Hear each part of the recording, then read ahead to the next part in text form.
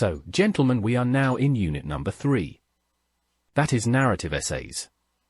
What do you mean by that? What do we do in a narrative essay? In the narrative essay, we narrate something that happened in the past. Or we describe an action. An action here means a chain of actions one after the another. We describe the actions in a chronological order. Means we order it according to the time sequence. For example, a trip that you enjoyed very much. A foreign tour that you enjoyed. Or probably visiting someone in another country. Or in a very cool place like Obo or Baja. Or something you liked very much, or a trip you enjoyed, or some sad incident. Probably a trip that changed to a nightmare. An accident or an incident that you felt very bad. That made you very sad and depressed. In the whole, you can say that it's an unforgettable experience. So here we are going to describe your personal experience and its results or effects on you. So now let's begin by briefly discussing the differences between a descriptive essay and a narrative essay. Descriptive essay is used to describe how a subject looks, smells, sounds, feels, and tastes. It requires adjectives and sensory languages. It gives readers a visual representation of the subjects being described. On the other hand, narratives are used to tell sequence of events or narrate stories.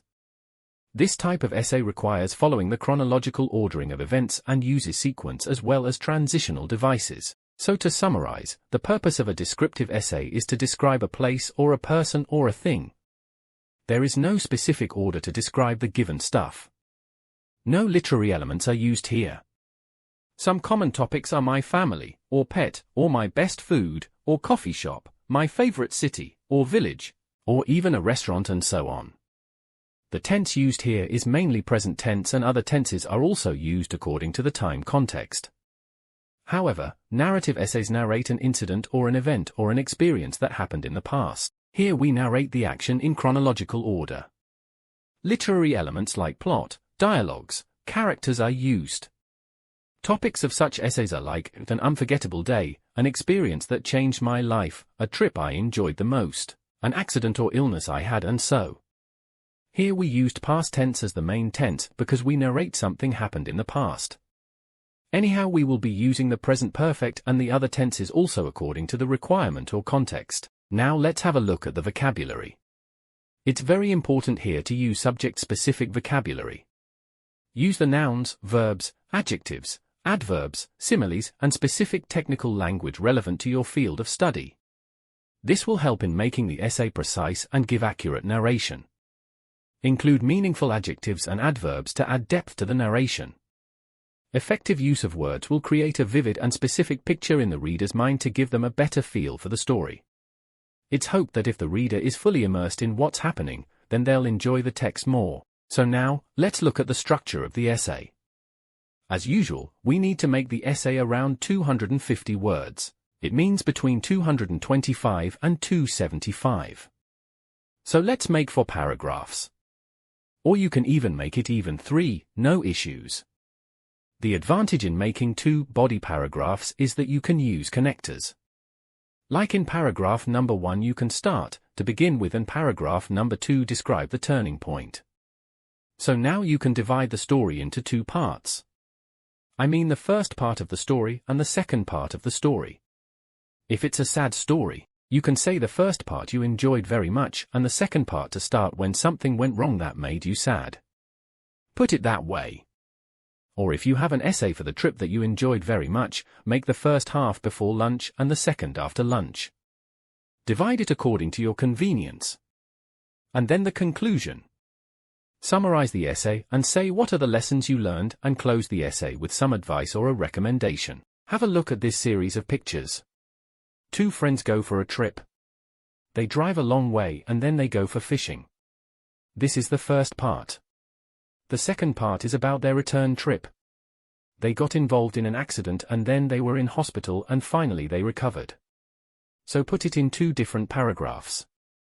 So the first paragraph narrates their enjoyment, like probably up to evening, and then the second paragraph narrates how things suddenly changed and they were in trouble. The same trip here, in the first part your friend and you enjoyed mountaineering and trekking.